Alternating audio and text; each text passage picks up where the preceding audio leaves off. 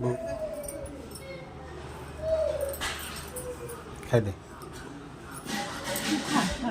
खाऊ ना मग कोई डब्बी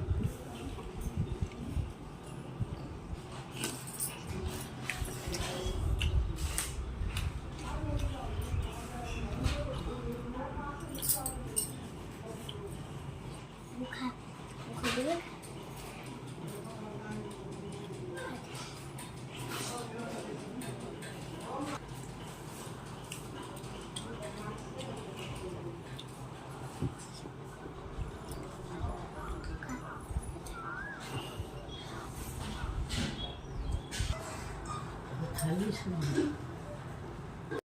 बघ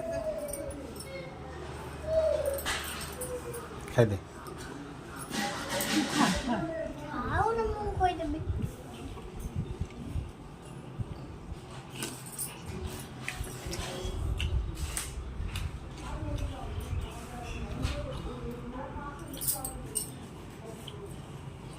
खा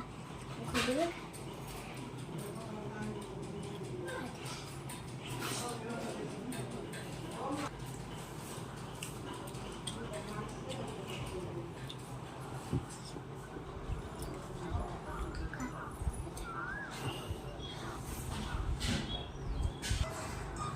खाली